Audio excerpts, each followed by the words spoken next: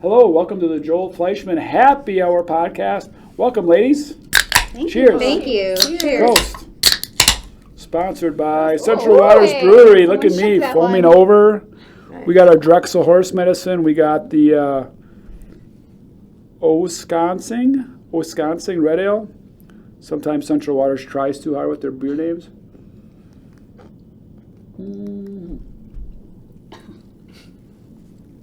What do you think, Julie? Girls? I like it. It's red. It's red it's ale. red. It's definitely that reddish. It's good. It's a lot. Emily's not saying anything? No, it's fine. I think it's good. Marcus, what episode is it? Number 69. Moving on. With 3 women with me. Awesome. We have Emily Bestul, Julie Korth, and Becky Vanassche. I almost called them all by their maiden names, which I think sometimes I know them better that way. Yes. I had to take a deep breath on all 3. Yeah. All right, did I get all the names right? You did. These are our finance leaders, really financial leaders. Your actual role, job titles. Controller, CFO, Finance leader. Finance leader, and this is fun. Years here, experience here. 10 years. 20 years. 3 days. I love it. I love it. Welcome to the team, Becky. Thank you. So let's start with you. That's kind of interesting. We don't even know what we don't know. So explain to everybody, myself included, what was your first 3 days like? Walk us through it. Like if you're talking to me, well, we are. Like we're just having a beer and you're like, how was Drexel the first 3 days? What happened? Or you're telling your son, right? Yeah. Chase, right? Chase, Mom, how was your first 3 days? It was exciting. So completely different environment. I'm used to very strict corporate structure. No fun. You wouldn't be having a beer in a podcast I would not be having a beer in a podcast. I would, I've shared a few of these things in my new hire as well, that it just seems like it's completely different. I mean, obviously I've been in banking for 23 years, so moving into Drexel, it's going to be exciting. And I feel very welcomed. It was nice to know people that were here. So walking in and knowing you, Joel, and then Andy Rettler, and right. Like I got to kind of interrupt. Yeah. We'll get to like what actually happened the first 3 days because I'm curious what actually you did. But you mentioned that, and you're a local doco, right? Yes. So you've always known Campbell's Building Supply, Drexel. Yes. But you've never seen the inside. Nope. So what did you? I love that because we don't know. What did you perceive versus the reality? So perception was that I would walk in and there would be building supplies and everything all over the place. Like we're sitting on lumber and Correct. stuff, right? Yes, right. That's what We're wearing flannel shirts and it Correct. smells like sawdust. Yes, right. and like everybody's just focused on, no one's engaged. Like everybody just does their job, no one looks up, no one's excited. That's just what I've been used to in walking into other places. And you thought it would just feel very lumberyardish, like not really. super exciting, yeah. Yeah, right, not exciting. And obviously, complete opposite when I walked in the Drexel door. The way I was greeted, even from people that didn't even know me, right? The first day I walked in this door, not even knowing that I was here for an interview, just here as a person visiting the Drexel store, was absolutely amazing. So just the way everybody was greeting, asking me my name, shaking my hand, what brings you in, and that's from the person sitting at the front desk, Brenda, to everybody else along in the offices. Just, hi, how are you? And just walking by and constantly talking to me. There's a general energy, correct? There is. There's it's weird, it's different, but it's a good different. My anxiety of what I had previous to walking in the door was completely gone as soon as I stepped foot in the door. It seems, I've had other people comment at least, almost like, when does this end? Right. Like, it's my first day, I get it, you're all like this way, and then you're waiting for like the cliff, right? Like, well, when does all the weird shit happen? Right? Is that kind of what you're, Exactly. somewhere in your brain? Yes. Right. Yes. I hope that doesn't happen. So do we. So do I. Yes. At least not for you. Cool. So tell us about your first 3 days, like chronologically, or what did you actually do? Sure. First day was new hire, so that was meeting Betsy, Allie, yourself, talking a little bit about the background of Drexel, which I knew obviously had some background with Campbell's Building Supply. And then the last 2 days, I did some secret shopping. Oh, did you guys know that? Mm-hmm. Cool. So talk to us about that. It was exciting. So I saw your book report, and again, she's going to be amazing here because I saw her book report. And I'm like, oh shit. And he's like, I'll forward that to you till I forward it to that coaches. I'm like, I'm not even reading that. Like, that's crazy awesome. Like, I just scrolled it, I'm like, I'm good. That's unbelievable. So congratulations. It was Thank you. awesome report. Thank I will go back and read it, but I'm like, I don't need to like proofread it before it goes to the masses. So I did do spell check, just so you know. I did Nice. that. Yes. I don't, just so you know. Just so you know. Confidently, right, Emily? Yes. Yes. You So I internal first. So I went to a couple Drexel locations. But I was joking with the girls here when I got here that on that first day, I really couldn't lie anymore. So I went to a competitor because I was acting like someone I wasn't. But we are looking at, building a garage because you need another garage. So it's perfect timing. It was perfect timing. So I had a story. So that I didn't have to make up. But the experience in each Drexel location was very similar. And I was wondering that, right? I didn't know if Campbellsport had a different feel than New Berlin would have or Columbus would have. Like different culvers. Like do culvers all feel the same? Correct. We've tried very hard to bring that same energy. Yes. I've even experienced, I can tell when that store is losing money because it's like this Joel smell energy test. Like I've been doing this long enough, I can tell when something's off. It just feels different. Right. And you're like, oh, that store's losing money. I guarantee it. And they do. Right? So go ahead, keep going. Sorry. Yep. And then in regards to competition-wise, it was a complete different side of the spectrum. So seeing what I was experiencing, I had shared this with Andy too, and the girls, being a woman and walking into a building supply store, right? I was like, okay, am I going to get treated any different? Is it like I'm buying a car? There was people that just pretty much took my plan and was like, I'll be in contact with you, and I literally had to chase him and say, how are you going to call me? How are you going to contact Like me? the store, like it's over. Like they're not. literally, Like, you're not. are you not going to do my bid Right. because, and then one person. Or you don't even know what I want. You don't even know, right? And Jeremy, actually, my husband wrote down a lot of the things that we were looking to do, so he kind of made it easy. But then we left some things open. Like I asked for roofing and siding, and there was a lot of people that just are going to do roofing and siding, and then competition and things like that. It was like, well, can we do it all? I'm like, sure, do it all. Right. Like, if you want to do the trusses and do everything else, that sounds amazing. And the additional features and things that I didn't know was interesting to find, like what they were talking to me about in regards to like competition compared to what Drexel says and what they said. It was similar, but also it was funny because it made me even more knowledgeable when I went to the next store to see if they would ask me about overhangs.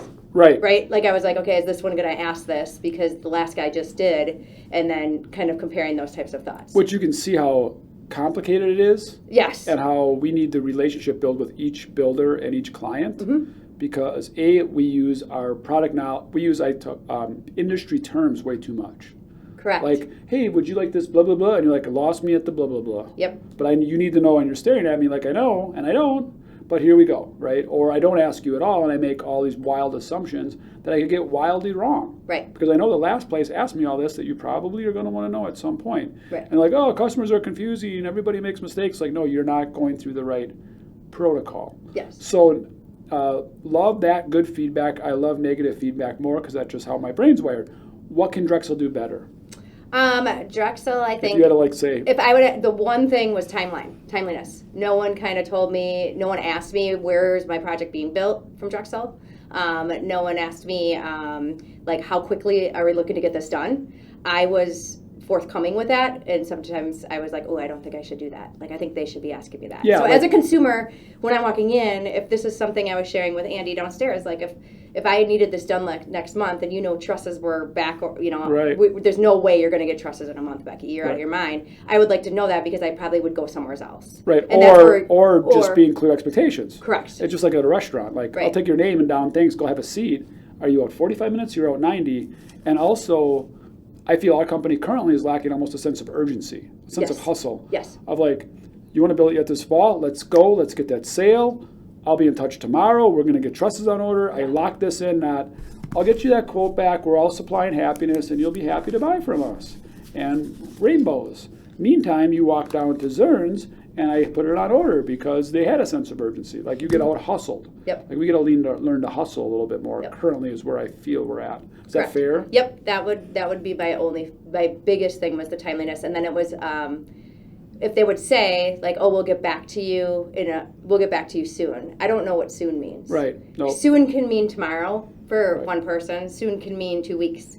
I don't know. And She's pretty good, huh? Yeah. There was some communication like with Zern's. They specifically said to me, hey, it's 2 weeks at least for a trust quote. Right. So like that gave me a clear expectation of, okay, I'm not going to get it. I'm like, well, can you quote the other stuff? He's like, we'd rather do it all together. Right, which is cool. So which is cool. And then the Drexel, a lot of the Drexel offices would kind of ask me additional questions in regards to, well, do you need this? Do you need this? And I don't know what I need. Right. So they were like, well, most people do this, and I'm like, that's exactly what I'm looking for. There you go. So right. what makes sense, right? Like, what is the consumer buying nowadays? Because I don't know. Right. Yeah. Yep. I just want to shed. So Yep. but walk me through it. Right. Be my help. You right? bet. Yeah. I mean, I think I don't even like I hate lead times when you say 8 to 10 weeks because what does people hear? 8. 8. And even 2 weeks. You literally 2 weeks aren't even good because I'm like literally going like you just quick go brain, right? You're like, well, it's probably like October 20th, so Halloween, right? Yeah. And that person's like, dude, 2 weeks, it's October 13th, 5 business days, blah, blah, blah, blah, blah. Maybe they're thinking November 15th. Correct. All right, 2 weeks I'm hearing like, well, I'll call you next Friday. That sounds like 2 weeks. Well, that's like 7 days, and I'm not even going to touch it till tomorrow. So, no, you're talking the 28th. I love to give AM and PMs. I love to give exact dates. Put it on your calendar. If you don't hear back from me by October 29th, there's a problem, flag me, or I'll flag you. Now so much of what we do is built on trust. Right, you buy from people that you trust in big buying experiences. I guess in any experience, but especially on big ones. How do you earn that trust when you don't know them? Correct. So you earn that trust by following up, and now the trust is getting built. I will call you back if you don't hear back from me. October 19th at 9 a.m. Does that work for you? That works for me. And did anybody offer to follow back up with an email of what you all picked out? No. No one. No.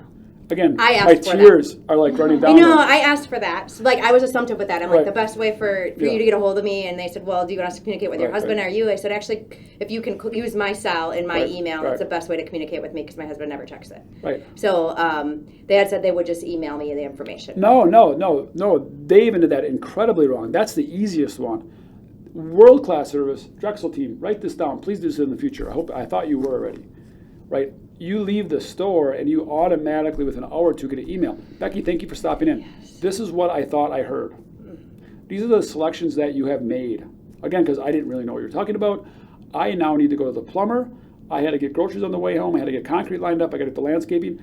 I'm not even sure what I told the dude. I think we're getting a quote of something.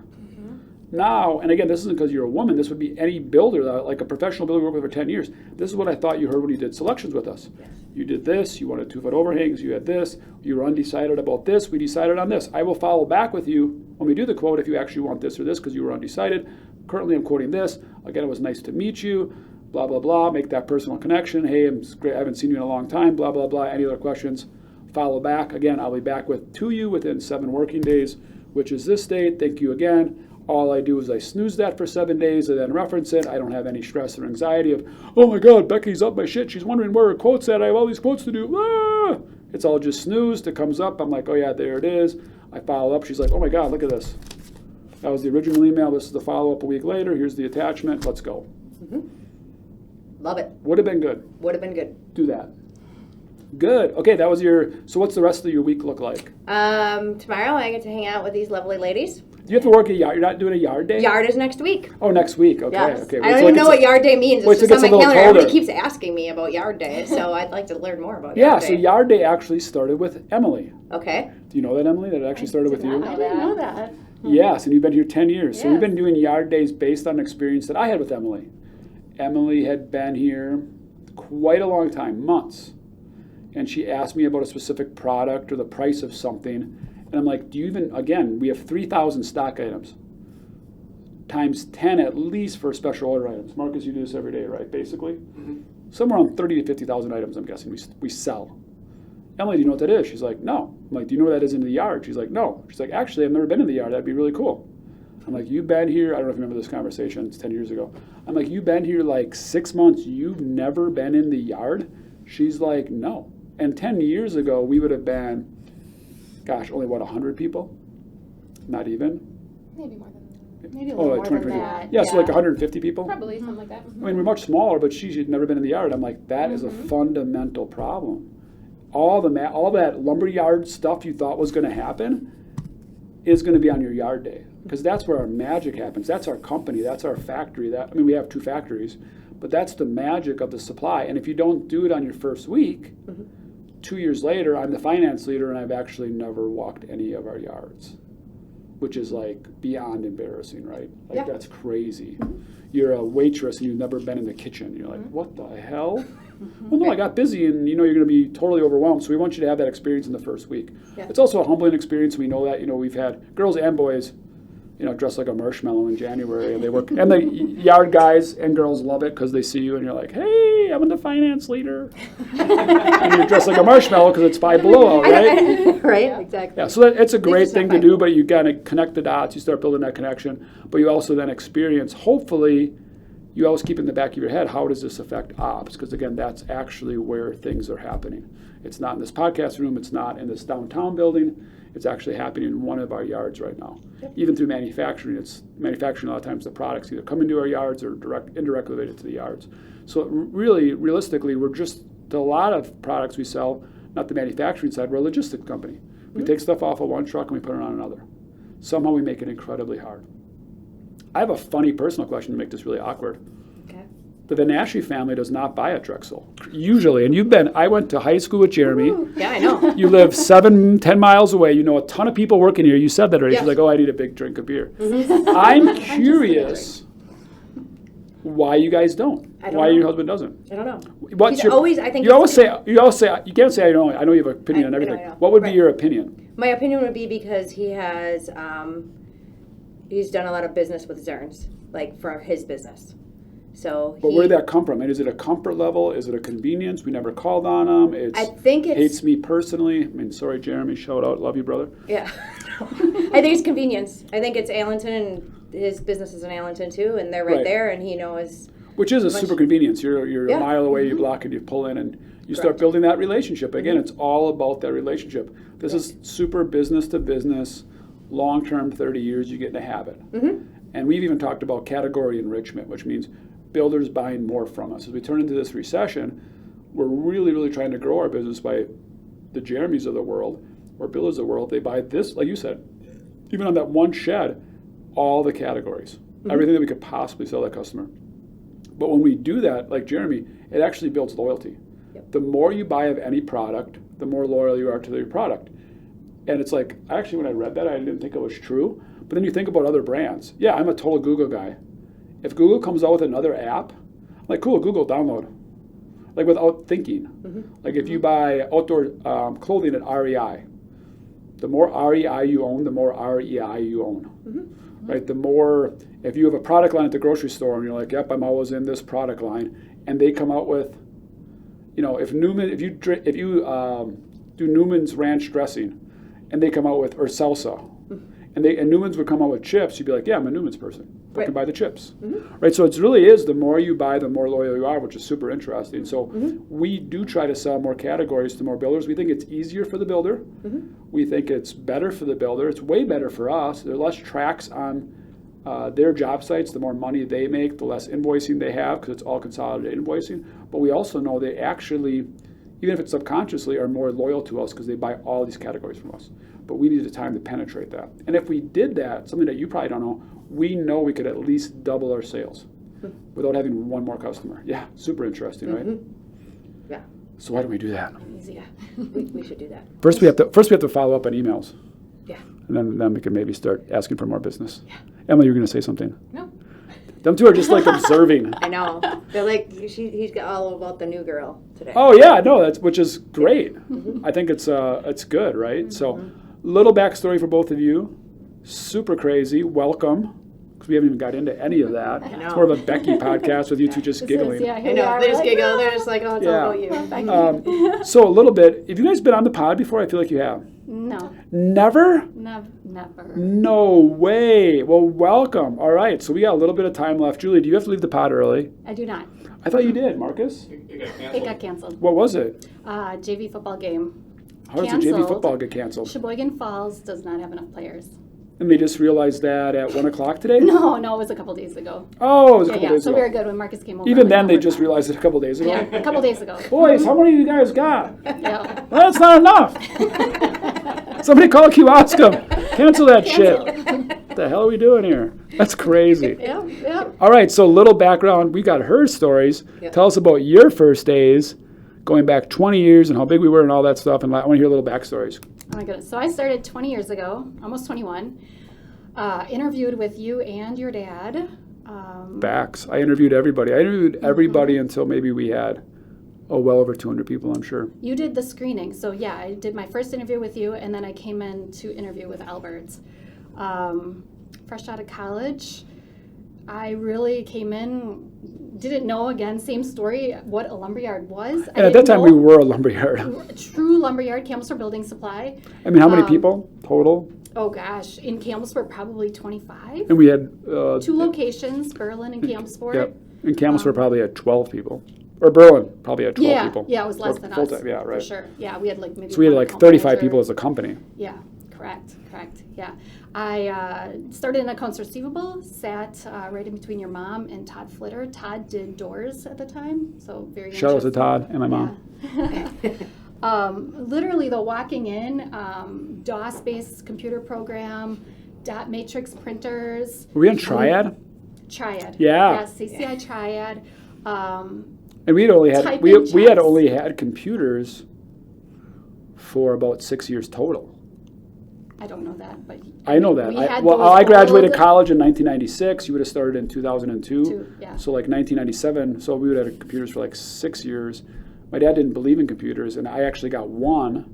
And then Chris Ballard, who did receivables, and my mom shared it and like turned their desk. And I'm like, you're going to want this. And they're like, no, we're good. Like, just use it. And then that was like our first computer.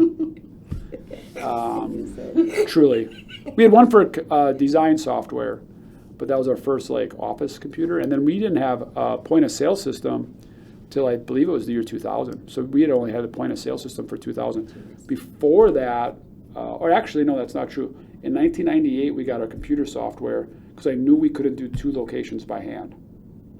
So I said, Dad, if we ever want to grow, we're going to need computer software.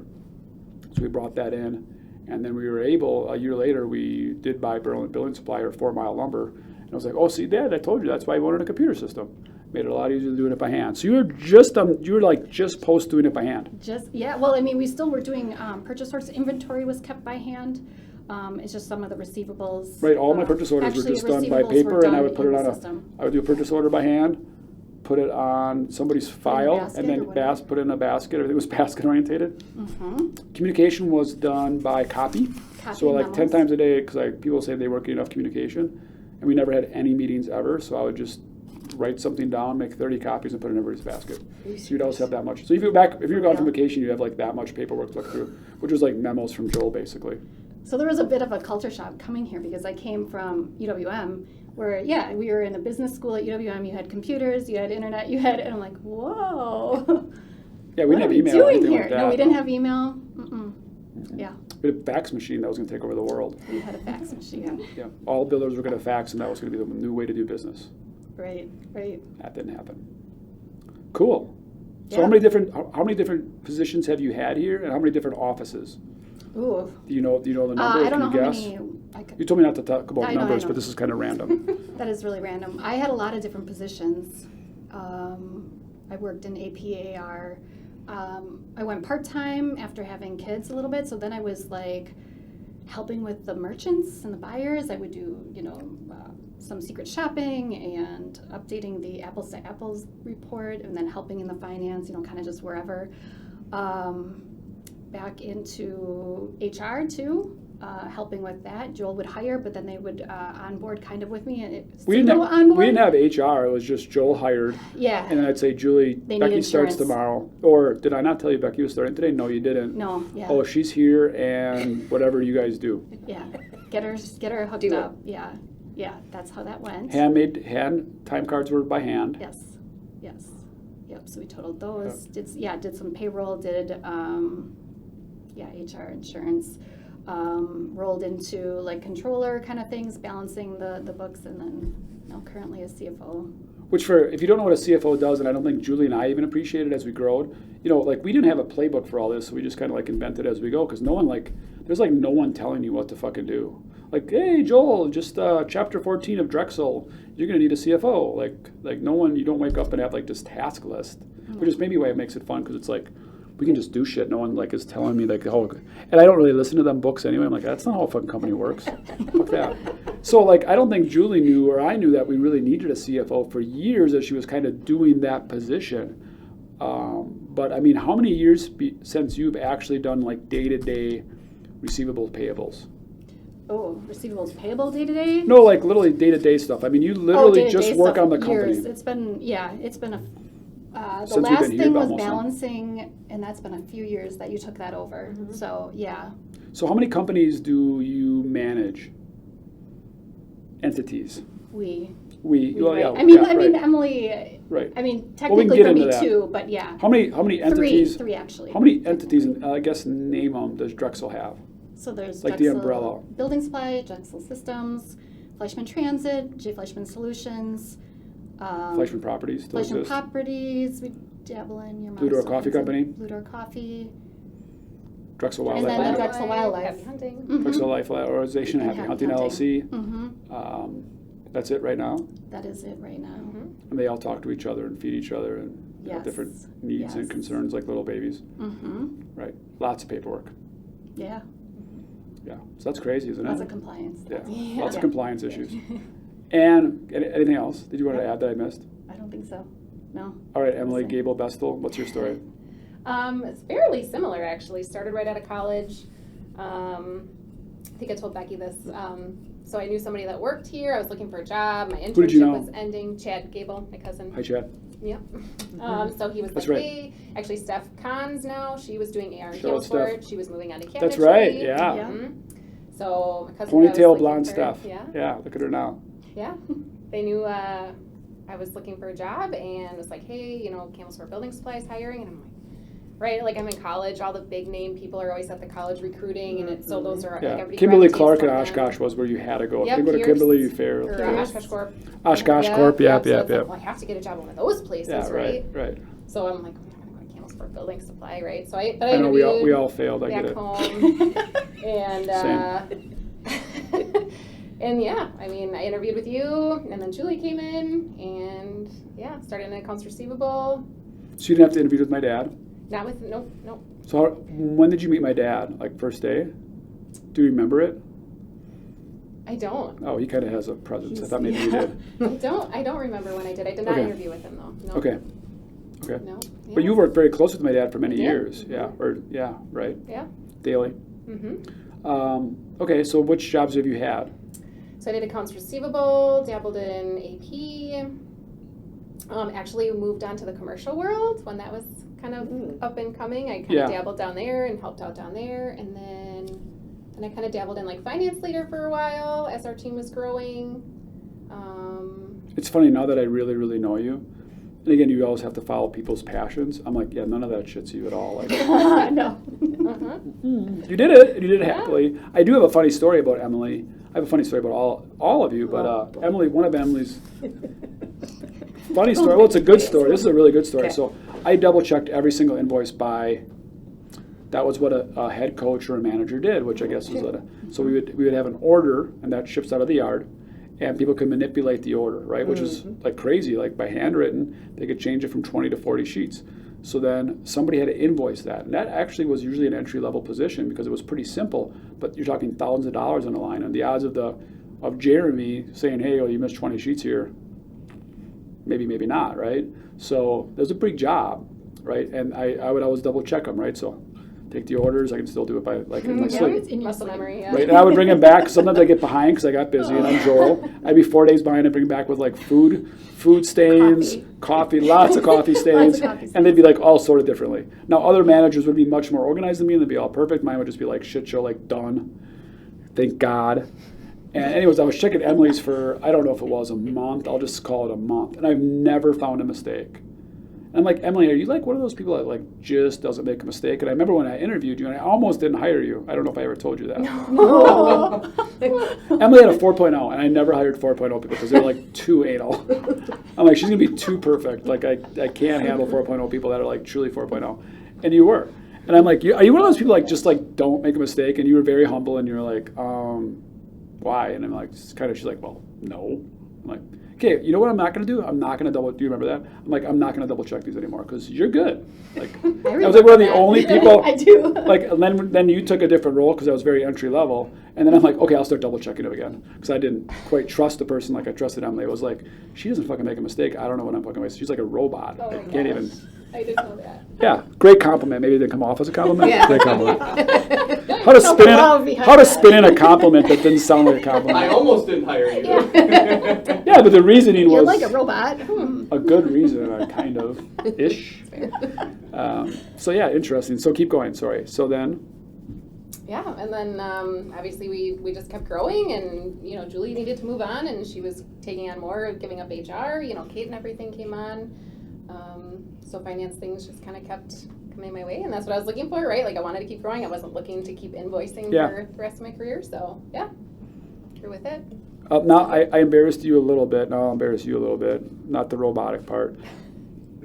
Emily gave her 2 weeks. She quit Drexel, Council Building Supply. I really did. Go ahead, explain. I mean, So you're here how long? Yeah, Becky's like, oh, this is gosh. going to get good. This is going to get real interesting. It wasn't like 2 weeks ago. Oh, that was on Wednesday. Just happened. Welcome, Becky. Gosh, I don't know. Maybe a couple years. Oh, No, you don't think so? You Oh, for more sure than weren't. that? But you for sure weren't married or anything. You didn't have kids or anything. You're right? not Right. married. Right. Yeah. Nope. I mean, kind of like what I said coming out of college, right? Like I had these goals for myself, and like this is what I want to be doing in my career, and it wasn't happening. I thought, where am I going from here? Like, Yeah. what am I doing here? Right? I got my degree. Like, I want to do something else, and Yeah, like it was okay, never well, your plan. It was like a stepping No. stone. You're like, well, that Yeah. worked, but now I have a real job. So Yep. see you So I guys. thought, okay, well, you know, I'm going to start looking, and I found something, and it's like, okay, well, I got offered the job. I'm going to take it. Like, I didn't want Right. to leave. Like, I think I was crying in your office. Yeah. Like, you offered me the box of tissues. I was like crying in your office, like, Joel, I'm quitting. And I was like, this is weird. I should be the one crying, but okay, keep Right. crying. It's Yeah. fine. Yeah, I think I pulled Julie aside and yeah, I was like, Julie hey, came we in. cannot let this girl go. She's Yeah. phenomenal. But I think what we failed to do back then, and hopefully we do a better job, maybe we don't, you know, we didn't give you a vision of where the company was going and what role, not only that, but what role you played in that vision. For sure. And I still remember your face as it was like warming back up of like, Emily, we're going to the moon with this company and you're going to be a big part of it. And you're like, oh. And it was a significant raise as well. You were way underpaid. So Oh. the untold story. The actual thing. She had like a $4 an hour raise. I was like, holy shit. That's a lot. Mhm. Facts. So that's about that. So Becky, do you have any follow-ups for these two? Being, you know, the vets on the team and just their experiences versus what you've learned in 3 days? Not at the present moment. Okay. I don't think. I don't know if you had any follow-ups. Marcus, you're usually good at follow-ups. Yeah. This is like so much. I just feel like we gotta like Actually, swallow this content. This is a follow-up to you, based on what you were saying before. Were you the first IT guy when you were talking? Absolutely. Yes. You were? Yeah, I was the first IT guy by far. For a long time, I did all the toner, and I actually invented our first website, which is kind of a funny story. So I learned code, but I didn't really learn code. So websites actually, can you bring up, you know what, how to get to code? Every website has like a behind the scenes code, which I think you can still see. Do you know how to do that, Marcus, or maybe you Go to the can't? source on here. Yeah, go to source. It's a source code, right? I forget how to do that, but yeah, right there, view page source. It was just there. Was there? Yeah, go back to that. Right. Oh, there you go. Yeah, yeah. So every website, literally, that's the code of the website. So I studied that, and then I just would copy and paste that into a website maker that I found that I paid like $10 for. And I'm like, I wonder if I fuck with that word, what happens? And I would just fuck with that word and hit save, and then that would change it from white to blue, and then like, I'm like, oh, that's a bunch of words. I'm like, well, if that's a bunch of words, I'll just change the words. So then I would just start changing the fucking words, and I'm like, oh, that worked. And I'm like, that looks like, I bet that's like a link, and then I would just make that into our link. So I would find websites that were really cool, and then just copy and paste it, and then just fuck with it enough to make it ours. I love it. Yeah. That was our first Amazing. website. Yep, basically. And then I invented our emails too. Remember that. And then it was just Joel at whatever the hell we were, furnishingdesign.com. And then Bill Prousseau has always been a good guy. He's like, your company's kind of growing. You might want to add the last name. I'm like, well, really? How many Joels are we going to have? But I'm like, fine. I'm like, you know how long my name's going to be on emails? So I'm glad we did that because now we'd all be probably past the point of first names. Yeah. So yeah, I was the first IT guy for a very long time. And Julie, you talked about coming in here from UWM and the technology difference. I mean, you didn't really elaborate on that. Like, what was when you came in and saw that, you had to be like, what is going on here? Like, did I make the right decision? Yeah, that's exactly it. Well, and I was working with the QuickBooks program at my previous employer. Ooh. So, well, it was like something like, okay, there's easy, simple software for, anything This kind to of do stuff, with yeah, finance, yeah. for anything, we can start there. So we started there because they were typing, Joan was typing the checks. So every time we would, send a check to a vendor, type it on the typewriter. Typewriter. Not like this, but I mean. Not that far away from that. Yeah, and I'm like, we can get that into a program, so at least you don't have to type the name and address again, because we didn't have I was payrolls so happy when in. I was like, yes, Mom, see, I was telling you there's shit to do this. All you do is enter the dollar amount then, because we didn't have it integrated with She was our like, oh, this POS. is cool. Hi, Yeah. Mom. Yeah. Yeah. But no email and all of that stuff. I'm like, well, I still had my, at that time, Hotmail account. Hotmail. Yeah. So my dad was out with Michael's corporation now. Tim Michael's running for governor and all that. And one of my dad's all-time mentors was Dale Michaels, who founded Michaels. And my dad mimicked and copied a lot of what Dale did. My dad sold pole barn sheds to Michaels Corporation when he worked for Walters even, and sold them their first shed in Brownsville. And Dale, for whatever reason, liked my dad and always put my dad under his wing. Like when they were buying sheds, I think he was coaching them how to even sell to them. He's like, okay, this is what I need to do. This is what I need you to do for me. So my dad has always respected highly the Michaels family as well as Dale. Dale's passed away, but Dale had said, I'll never have a computer at my desk. And my dad's big thing was if Dale Michaels doesn't have a computer at his desk, Albert Fleischman doesn't have a computer at his desk.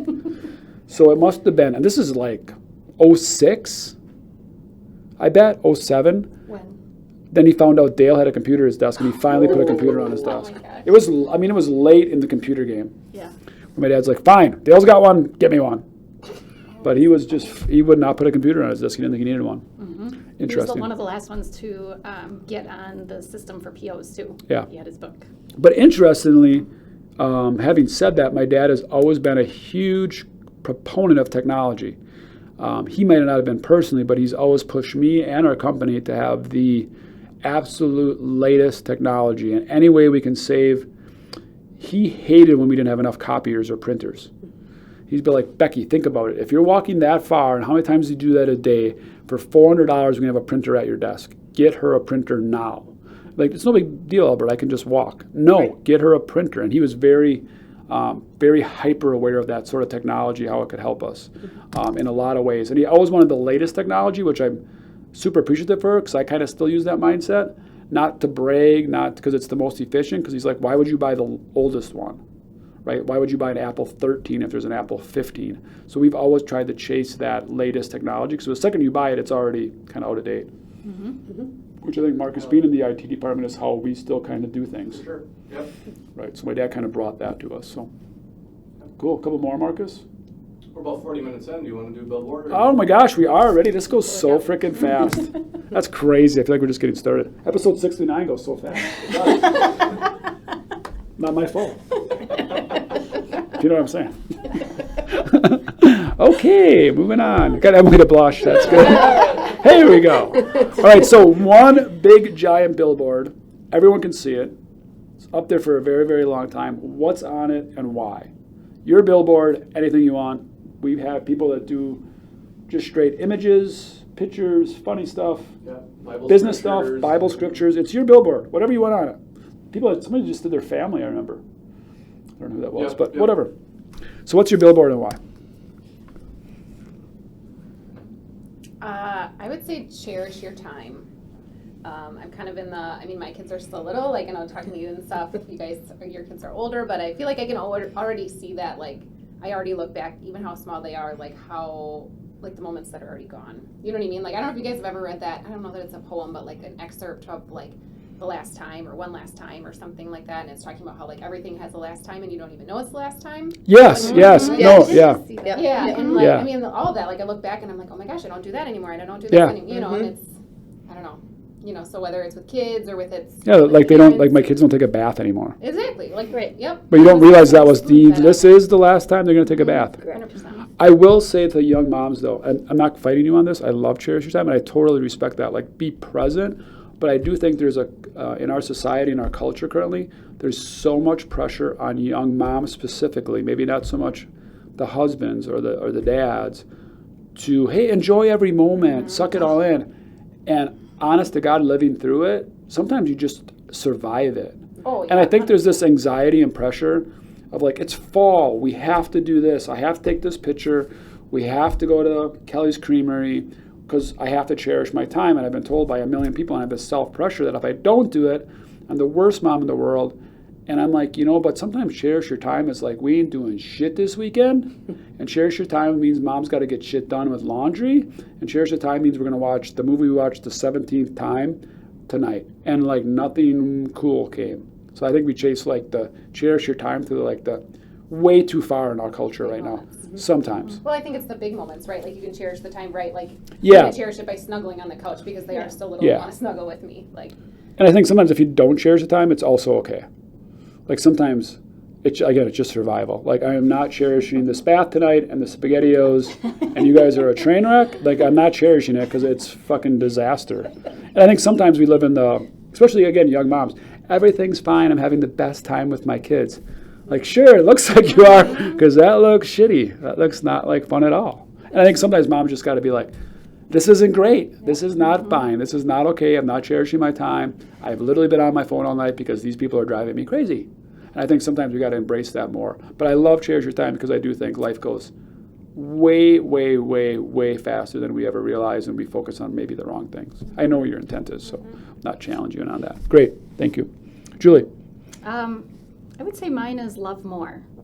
So just in this world right now, we have so much division, and I see it in my kids even with on their cell phones, like, just talk to that person, love them more, especially the people that aren't at home. So actually a little bit maybe opposite, but like being out with other people and seeing who they really are as a person, not on social media or whatever, but love them more. I love it. So I do a word of the year. Do you guys do a word of the year? Do you still do what you? So we had a big thing in Drexel culture, and we like forced people to do it, which was totally stupid. But you pick one word for the year instead of this big audacious goal. You just pick one word, and it gives you a singular focus. Mine is actually love this year. So I've been saying love more in my head all the time. And for me, that comes from Mother Teresa or Saint Teresa Lisieux, which is like in the smallest ways, love more. Open the door for somebody, smile with intent, tell them thank you. I think that's where you're going with it too, right? Exactly. Like reach out to them, say hi to them at school, say hi to them at work. Like, and that like changes the world. Like Mother Teresa said, you want to change the world? Smile at people, right? If you smile at people, they smile back. If you smile at them, they smile back. They might smile to the next person. You're literally, that's the way you change the world, right? And there's so much negativity in the world. Love more is great. Awesome.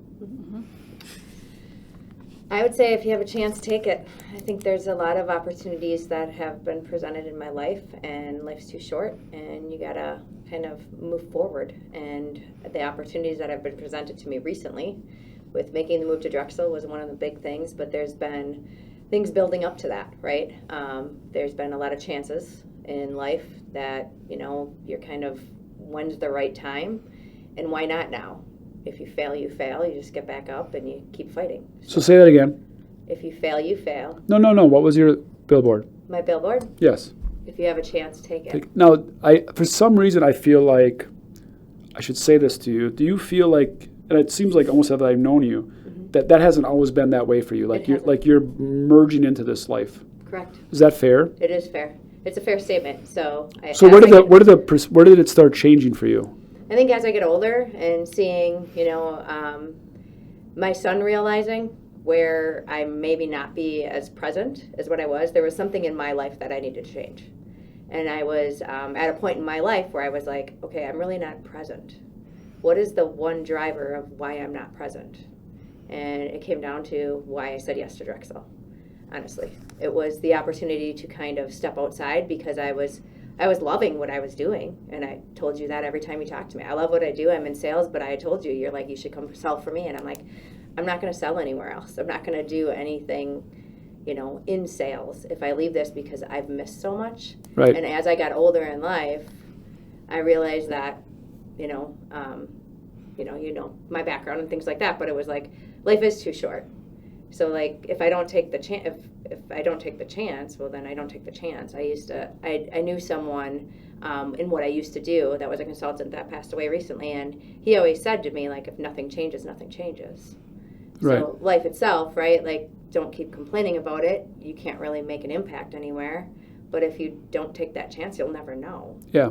And it wasn't the fear of the unknown for me, that if it was, maybe I was recruited elsewhere to other banks and other industries and things like that, but it was knowing what I knew about the people actually that are sitting here. But it feels like today. you've maybe done more than just your career, taking chances. Yeah. Yeah. So are you seeing like the more you do it, the more you have less fear, and the more it's like, that worked, I got to keep going? Yes. So it kind of is like building on each other. It is. Yep. It's life in general. It's Right. everything in life. It's family and support. It's everything. I just put on my Instagram yesterday when I was on a hike. It kind of came to me. It was like, life is simply the combination. I mean, it really is. Life is simply the combinations of the choices you have made. And I just put choose wisely. Yes. Like, it's so that, like sitting here, what you're wearing, all your friends, where you live, your family, like anything. That's based on the choices you made. Yep. And it goes back to the time and love more, but you just have to choose wisely and just keep taking chances. Yep. Because there's like, people think I'm nuts, which I probably am, but like, there's no downside. It's just a game. If you fail, just get back up. I mean, I've talked a lot on podcasts. You know, one of my favorite lines is fall 7, rise 8. You know, just get back up. Like, it's way more important you got back up than if you didn't try it. So who gives a shit? Right. Like, are you afraid of being judged? Are you afraid of, like, yeah, all that dumb, like, high school shit. Like, where is your fear here? Like, if it didn't work, you just go, well, that didn't work. Like, if Drexel fails, I'll just get a job. Yeah, I mean, like, right? Like, I mean, I guess then I'd have to get a different job, which could be fun. And it'd be like, yeah, we had this really big company, and then we totally fucked it up. I'm not actively trying to do that. Just saying, worst case scenario. to it that Yeah. Yeah, right. We We got got, finance got the people. people won't let me fuck it up We anymore. won't. We won't let You you have do people that. to I have IT people that just can't like break the network one night, which kind of happened once. Different podcast, maybe. Okay, anything else? Love you guys. Thanks for coming Good. on. Thank you, You're Joel. welcome. Thank you, Joel. 69, out, peace.